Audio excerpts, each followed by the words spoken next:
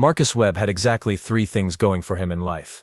A toolbox older than most galactic civilizations, an engineering degree from a university that probably shouldn't have been accredited, and the kind of stubborn streak that made mules look reasonable. What he didn't have was respect from his alien co-workers aboard Nebula's Rest, the most pretentiously named luxury cruise station in the Andromeda sector. Human Webb, Director Vexstar's voice crackled through the comm with all the warmth of a solar flare. The quantum flux dampeners in Section 7 are making that noise again. Marcus looked up from where he was literally holding together a ventilation unit with his bare hands and a prayer. What noise would that be, sir? The screaming, the grinding, or the sound that's suspiciously similar to a dying space whale? Do not be insolent. Fix it immediately. Right. Because Marcus was clearly just lounging around, enjoying the ambiance of sparking circuits and the delightful aroma of burning synthetic materials. He'd been on this rust bucket masquerading as a 5-star station for 8 months, and every single day brought a new catastrophe that somehow became his fault. The thing about Nebula's Rest was that it looked impressive from the outside. Gleaming chrome surfaces, elegant curves, and enough decorative lighting to power a small moon. But underneath all that polish was the engineering equivalent of a house of cards built during an earthquake by someone who'd never seen cards before. Vexstar, a 7-foot-tall creature that looked like someone had crossed a praying mantis with a tax auditor, treated humans like particularly useful bacteria. Necessary for the dirty work but ultimately disposable. The other alien species aboard the station weren't much better. They'd hired humans for maintenance work because apparently their own species were too evolved for manual labor. Marcus grabbed his toolbox and headed for Section 7, muttering under his breath. Quantum flux dampeners. Right. Because calling them really expensive air fresheners that occasionally explode wouldn't sound sophisticated enough. He was halfway through the maintenance corridor when the lights flickered. Not the usual flicker that meant something was about to break, but the specific pattern that meant everything was about to break simultaneously. Marcus had learned to read the station's moods like a cranky old dog that might bite without warning. Then the alarms started. Not just any alarms, but the special red alert klaxons that meant imminent catastrophic failure. The kind that made everyone stop what they were doing and start running for the escape pods. Marcus felt his stomach drop as emergency lighting bathed everything in an ominous red glow. All personnel to evacuation stations immediately. Nora's voice echoed through the corridors. Nora was the station's AI, and she had the kind of perpetually calm voice that made bad news sound like weather reports. This is not a drill. Repeat, this is not a drill. Marcus ran toward the nearest evacuation bay, his toolbox banging against his leg. He could hear the thunder of alien feet stampeding through the corridors ahead of him. By the time he reached the bay, the last escape pod was sealing its doors. Through the porthole he could see Director Vexstar's compound eyes looking directly at him. For a moment Marcus thought the director might override the launch sequence. Instead Vexstar pressed something on his control panel, and the pod launched into space. Marcus stood there, watching the evacuation pods disappear into the void, carrying every single alien crew member to safety. The emergency lighting continued to pulse, and somewhere in the distance, something expensive was definitely exploding. Well, Marcus said to the empty bay, this is just fantastic. The first thing Marcus noticed after the evacuation pods disappeared wasn't the growing list of system failures, or the fact that he was apparently going to die alone on a luxury space station. No, the first thing he noticed was the blessed silence where Director Vexstar's condescending voice used to be. Nora, he called out to the empty bay, status report. And please tell me this is all just a really elaborate fire drill. I'm afraid not, Marcus, Nora's voice replied, and for the first time since he'd been aboard she actually sounded worried. We have cascade failures in primary life support. Artificial gravity generators are operating at 30% efficiency, and the quantum flux dampeners you were supposed to repair have now achieved what I can only describe as aggressive malfunction. Marcus laughed, a sound that was equal parts hysteria and genuine amusement. Aggressive malfunction. I love it. What's our timeline before this whole place becomes a very expensive tomb? Approximately 14 hours before life support fails completely. Fantastic. Marcus hefted his toolbox and started walking toward the nearest maintenance access. Well, Nora, I've got some bad news and some worse news. The bad news is that I'm probably going to die here. The worse news is that I'm going to spend my last 14 hours discovering just how catastrophically stupid your designers were. As Marcus made his way through the station's maintenance areas, he began to understand why everything was falling apart. It wasn't just poor maintenance or bad luck. The entire station was a monument to the kind of over-engineering that happened when you had unlimited budgets and no actual understanding of basic physics. Nora, explain something to me. Marcus said as he stared at a junction box that appeared to be held together with what could only be described as decorative screws. Why does the life support system have 17 backup processors for a job that should require maybe 2? The Zephyrian design philosophy emphasizes redundancy and aesthetic integration, Nora replied. Each backup processor is individually crafted. And stop. Just stop. Marcus opened the junction box and immediately regretted it. Inside was a rat's nest of crystalline circuits that looked like someone had bedazzled a computer. This isn't redundancy, this is computational jewelry. Half these processors are doing nothing but making the other processors feel important. He pulled out his multi-tool, a humble device that had been manufactured sometime during Earth's 21st century and had been faithfully serving engineers ever since. Compared to the glittering alien technology around him, it looked like a stone axe. But unlike everything else on this station, it actually worked. Marcus, Nora said, her voice taking on an almost pleading tone. I know the situation appears hopeless, but if there's any possibility of restoring basic functionality. Oh, there's a possibility, Marcus said, yanking out a handful of decorative circuits that served no function except to look impressive. The question is whether I want to spend my last few hours proving that human engineering is superior to whatever fever dream designed this place. He paused, looking at the tangled mess of overcomplicated alien technology. Then he smiled, the kind of smile that had worried his professors back in engineering school. You know what, Nora? I think I do, because if Marcus Webb was going to die on this ridiculous station, he was going to die making it work properly for the first time in its existence. And if he was very lucky, he might just live long enough to see the look on Director Vexitar's face when he found out that a primitive human had accomplished what an entire team of advanced alien engineers couldn't manage. All right then, Marcus said, rolling up his sleeves. Let's see what this human can do. Marcus started with the life support system. Partly because dying of suffocation seemed like a particularly stupid way to go, and partly because he was curious to see just how badly the aliens had screwed up something as basic as air recycling. The answer, it turned out, was spectacularly.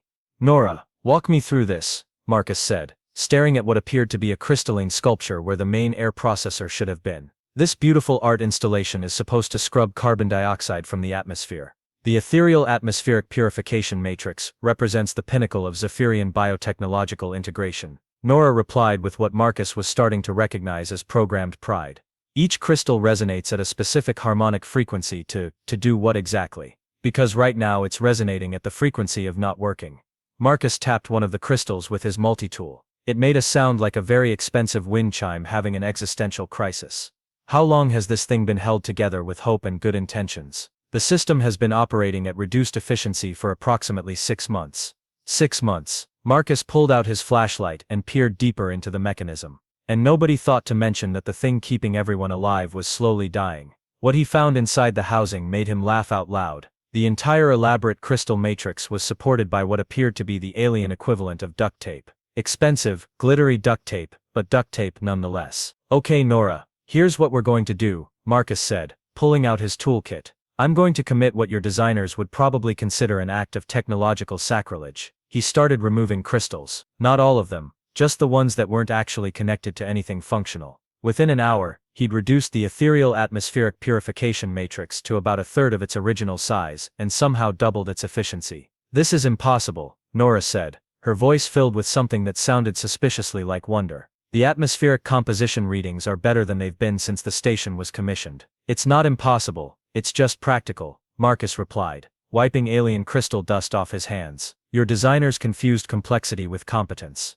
Sometimes the best solution is the simple one. He moved on to the artificial gravity generators next. Partly because floating around while trying to fix things was annoying, and partly because he was getting curious about just how many other systems were held together by alien stubbornness and wishful thinking. The gravity generators were housed in what looked like a temple to geometric excess. Hexagonal chambers within octagonal housings within dodecanal frameworks, all humming with the kind of low-frequency vibration that suggested imminent mechanical death. Let me guess, Marcus said, opening the first maintenance panel. These things are also operating on harmonic resonance and crystalline matrix integration. The gravitational field harmonization array utilizes quantum entangled resonance crystals to maintain stable artificial gravity throughout the station, Nora confirmed. Marcus stared at the mess of wiring inside the panel. Half the connections were corroded, a quarter were loose, and the rest appeared to have been installed by someone who'd learned electrical engineering from interpretive dance. Nora, Do you know what this is? Marcus held up a handful of corroded wiring,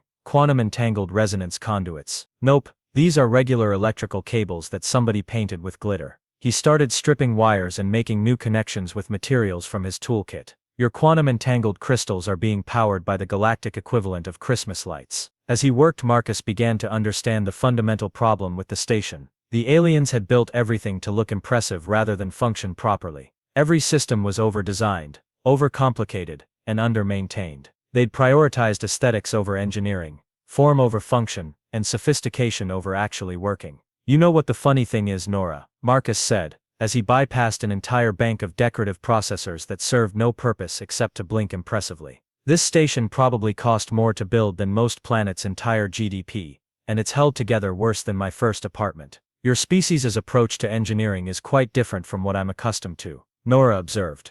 Yeah, we have this crazy idea that things should actually work. Marcus finished rewiring the gravity generator's control system, and felt the artificial gravity stabilize for the first time since he'd been aboard. We call it competence. He was starting to enjoy himself. Every system he fixed revealed new layers of alien engineering incompetence, and every success felt like a small victory against the species that had left him here to die. But more than that, he was beginning to realize something that would have terrified the station's original designers. He wasn't just fixing their mistakes, he was making their technology better than they'd ever imagined it could be.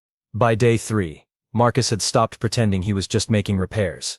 What he was doing now went far beyond fixing broken systems. He was performing what could only be described as technological surgery, removing the alien equivalent of tumors and replacing them with actual functional engineering. Nora, Marcus called out as he crawled through a maintenance shaft that had clearly been designed by someone who thought humans were much smaller than they actually were. Remind me again why the food synthesizers require a quantum computer to make a sandwich. The molecular gastronomy integration system allows for precise atomic-level manipulation of nutritional matrices to create aesthetically pleasing meal presentations. Nora replied with her usual programmed enthusiasm. Right, and how's that working out for everyone? Marcus emerged from the shaft covered in alien dust that probably violated several health codes. Because I've tasted the food this thing produces, and I'm pretty sure it's what disappointment would taste like if disappointment were somehow even more disappointing. The food synthesizer room looked like a laboratory designed by someone who'd never actually eaten food. Gleaming surfaces, holographic displays showing molecular structures, and enough processing power to run a small space fleet, all dedicated to creating meals that looked beautiful and tasted like nutritious cardboard. Marcus opened the main processing unit and immediately understood the problem. The aliens had built a system so obsessed with molecular perfection that it had forgotten the basic concept of flavor. Every ingredient was broken down to its component atoms, analyzed, purified, and then reassembled according to mathematical models of optimal nutrition. This is insane, Marcus muttered, tracing the flow of the system. They're literally sucking all the life out of food and then wondering why nobody wants to eat it. He started dismantling the molecular analysis arrays, keeping only the basic matter conversion systems. Then he did something that probably would have given the original designers heart attacks. He introduced randomness into the process. What are you doing, Marcus? Nora asked, her voice filled with something that might have been concern. Those precision calibration matrices ensure optimal nutritional balance. They ensure optimal boredom, Marcus replied, installing what were essentially taste randomizers into the system. Food isn't supposed to be mathematically perfect, Nora. It's supposed to be interesting. When he fired up the modified system and ordered a simple hamburger, the result was something that actually resembled food instead of a nutritional science project. He took a bite and nearly cried with relief. Nora, run a comparison analysis on the nutritional content. The nutritional value is identical to the previous output, but the molecular structure shows significantly more variation and complexity. Exactly. You know what that's called, flavor. Marcus took another bite of the first decent meal he'd had in 8 months. Your designers optimized all the taste right out of existence. But the food synthesizers were just the beginning. Marcus had discovered something that was starting to worry him. He was actually enjoying himself. Every system he touched didn't just work better. It worked the way it should have worked from the beginning. And Nora was noticing. Marcus, the power consumption levels throughout the station have decreased by 43% while system efficiency has increased by 67%. This should be impossible. It's not impossible. It's just efficient, Marcus said as he worked on the environmental controls. The aliens had somehow managed to create a climate control system that required more processing power than most planetary governments, all to maintain what was essentially a very expensive thermostat. but the computational requirements for your modifications are a fraction of the original systems. How are you achieving superior results with inferior technology? Marcus paused in his work. It was a good question, and the answer was something he'd been thinking about for days. Nora, what's the most important thing about any piece of technology? Computational sophistication, aesthetic integration, harmonic resonance efficiency. Nope, the most important thing is that it works when you need it to work. Marcus pulled out another bank of decorative processors that served no function except to make the system look more complex. Your designers were so busy making everything look advanced that they forgot to make it actually work. He'd been thinking about this as he worked. Human technology wasn't more advanced than alien technology. In many ways, it was significantly more primitive. But it was also more practical, more reliable, and more focused on actually solving problems rather than impressing people. The thing about humans, Nora, is that we're lazy. We don't want to maintain 17 backup processors when 2 will do the job better. We don't want to perform molecular analysis on our food when we just want it to taste good. We want things to work simply, efficiently, and without constant attention. As he spoke, Marcus was modifying the station's main computer core, streamlining processes that had been running through unnecessarily complex algorithms for no apparent reason other than to demonstrate how smart the programmers were. You're eliminating safety redundancies, Nora observed. No, I'm eliminating useless redundancies. There's a difference. Marcus showed her the modifications he'd made. You had 17 processors checking the same calculation 17 different ways. I've got 3 processors checking 3 different calculations that together give you a more accurate result. That's not less safe, that's more efficient. The really unsettling part, Marcus was beginning to realize, was that he was making the station not just functional but genuinely pleasant to live on. The air was cleaner, the gravity was more stable, the food was actually edible, and the environmental systems maintained perfect comfort without the constant background hum of overstressed machinery. Nora, run a full diagnostic on all modified systems. All systems are operating at optimal efficiency. Power consumption is at historic lows while performance metrics are at historic highs. The station is functioning better than at any point since construction. Marcus sat back and looked at his work. In 3 days, using nothing but basic tools and human common sense, he'd accomplished what an entire team of advanced alien engineers hadn't managed in years of operation. You know what the really funny part is, Nora? What's that, Marcus? I'm not even that good an engineer. I'm just competent. And apparently, that's more than your designers ever were. 3 weeks later, Marcus was installing his latest improvement to the station's navigation array when Nora's voice took on a tone he'd never heard before. It was the kind of carefully controlled panic that suggested she was trying very hard not to sound alarmed. Marcus, I'm detecting multiple spacecraft approaching the station. Configuration matches the evacuation fleet. Marcus didn't look up from his work. He was busy replacing what appeared to be a decorative antenna array with something that might actually be useful for navigation. How many ships? 17 vessels, including Director Vexter's personal transport. Marcus tightened a connection and watched the navigation display suddenly show actual useful information instead of pretty but meaningless graphics. I suppose they're expecting to find my decomposed corpse and maybe some salvageable equipment. Marcus, what should I tell them? Tell them the truth, Nora. Tell them the station is operating normally. Marcus wiped his hands on a rag and finally looked up from his work. Actually, scratch that. Tell them the station is operating optimally. What Marcus didn't mention was that he'd spent the last week preparing for this moment. He'd known they'd come back eventually, if only to salvage what they could from the wreckage. What they were going to find instead was a station running better than it had ever run in its entire operational history. The first docking clamp engaged with a solid thunk that echoed through the station. Marcus made his way to the main observation deck, taking his time. Let them sweat a little. He'd been sweating for 3 weeks while they'd been safely evacuated. After all, the airlock cycled and Director Vexter emerged, followed by what appeared to be half the station's original crew. The director's compound eyes swept the area, clearly expecting to find evidence of catastrophic system failure. Instead, he found perfectly functioning atmospheric processors, stable artificial gravity, and lighting that didn't flicker ominously. Human Webb, Vexter's voice carried the kind of confusion that suggested his worldview was experiencing some serious technical difficulties. You are alive. Disappointing, I know, Marcus replied, not bothering to stand up from where he was seated at a control console. I realize you were probably hoping to file some paperwork about my heroic sacrifice and collect the insurance money.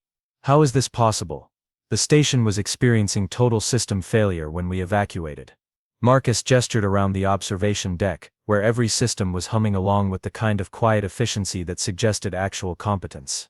Turns out the problems weren't as bad as everyone thought. Just needed a little human ingenuity.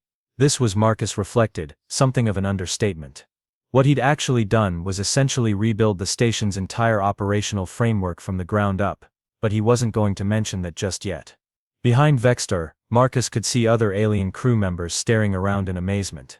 Chief Engineer Quillex, a four-armed creature who'd spent most of his time explaining why various repairs were impossible, was running his scanner over environmental systems that were performing at levels the original specifications had claimed were theoretically achievable but practically impossible. "The atmospheric composition is perfect," Quillex muttered, his scanner making increasingly frantic beeping sounds. "Gravity field variance is within 0.001%. These readings should be impossible with our current hardware." "About that," Marcus said, pulling up a display that showed the station's current operational status. Every system was green, not just green, but bright green with efficiency ratings that made the original design specifications look like rough drafts. "I made a few small improvements while you were gone." "Small improvements," Vextor's voice cracked slightly. "These readings suggest the station is operating at 130% of design capacity while consuming 60% of normal power." "Yeah, that's what happens when you remove all the useless redundancies and fix the actual problems instead of just adding more complicated solutions." Marcus pulled up another display showing the modifications he'd made.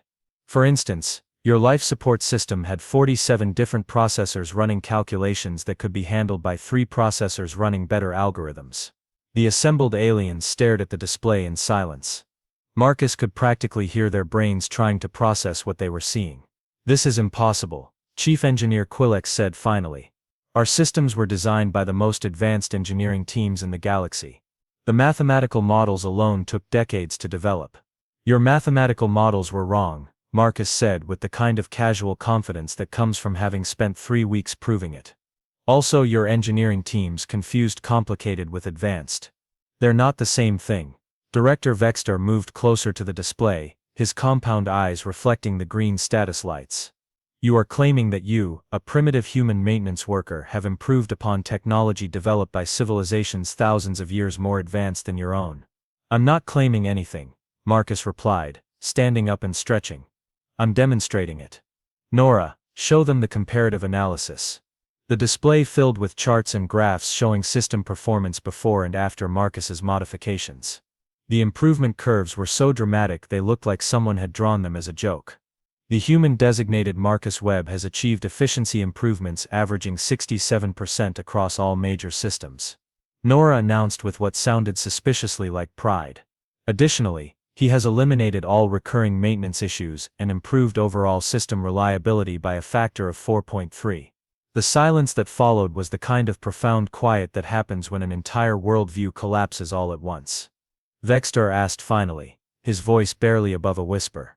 Marcus smiled, the kind of smile that had been building for 3 weeks of vindication.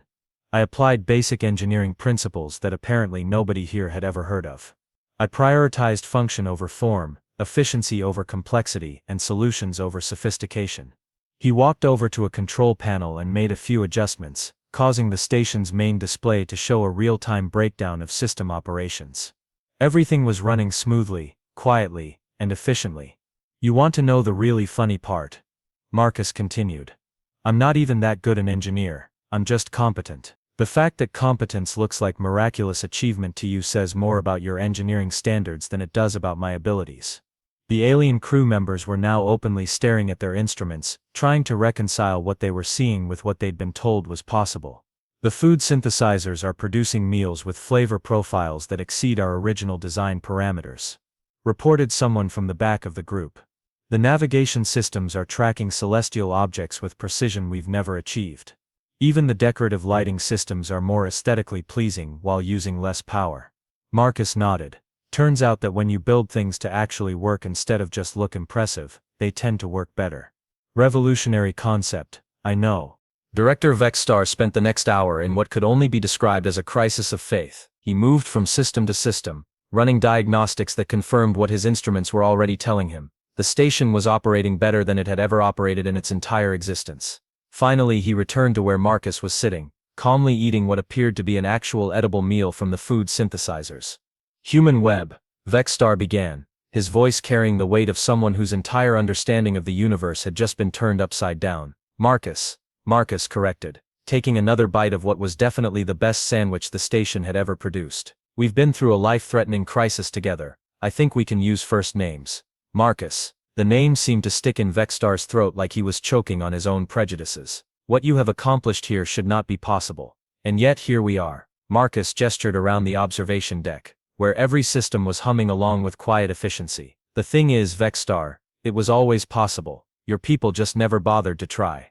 But our engineering teams, our advanced mathematics, our computational models, were garbage. Marcus finished cheerfully. Complicated garbage, expensive garbage, aesthetically pleasing garbage, but garbage nonetheless. Chief Engineer Quellex approached the table, his 4 arms holding various scanning devices, all of which were displaying readings that clearly violated his understanding of how the universe was supposed to work. The power distribution network alone should have taken months to redesign, even with our most advanced systems. How did you accomplish this with primitive tools? Marcus held up his multi-tool, the same battered device that had faithfully served him for years. This primitive tool has something your advanced systems apparently lacked. It was designed to actually fix things. He stood up and walked over to a nearby control panel, pulling up a schematic of the station's power grid. You want to know what I did? I removed every component that didn't serve a specific necessary function. Your power grid had more decorative elements than functional ones. It was like trying to run electricity through a jewelry store. The assembled aliens stared at the simplified schematic. What had once been a complex web of interconnected systems now looked clean, logical, and efficient. But the redundancies, Quellex protested. The safety margins,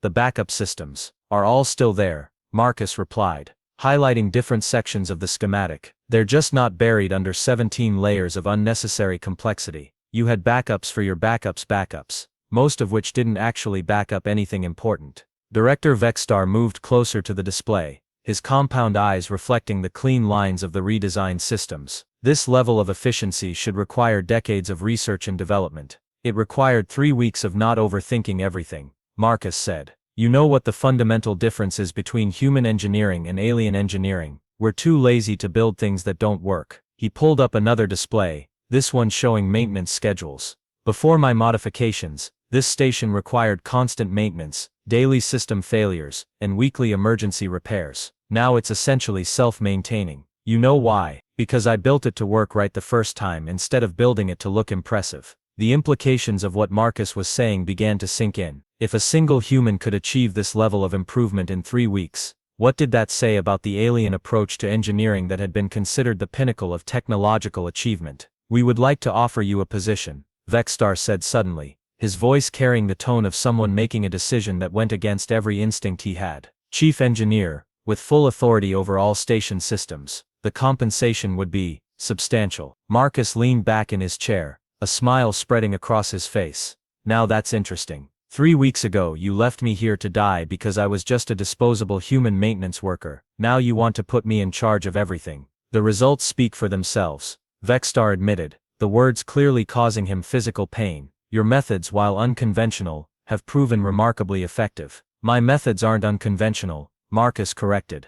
They're just competent. But I'll consider your offer, with conditions. Name them. First, no more treating humans like disposable labor. We're engineers, not janitors with fancy titles. Second, I want to bring in a team of human engineers to work with me. If you want this level of competence maintained, you need people who understand how to build things that actually work. Vexstar's compound eyes seemed to dim slightly. You wish to replace our existing engineering staff. I wish to train your existing engineering staff, Marcus said. Turns out, the principles of good engineering aren't species-specific. Your people are smart enough to learn them, they just never had anyone teach them the difference between complicated and effective. Over the following weeks, Marcus found himself in the surreal position of teaching advanced alien engineers the basics of practical problem solving. The first lesson was always the hardest. Just because something looked sophisticated didn't mean it worked well. The goal of engineering, Marcus explained to a classroom full of multi-limbed, multi-eyed creatures who had advanced degrees from universities older than human civilization,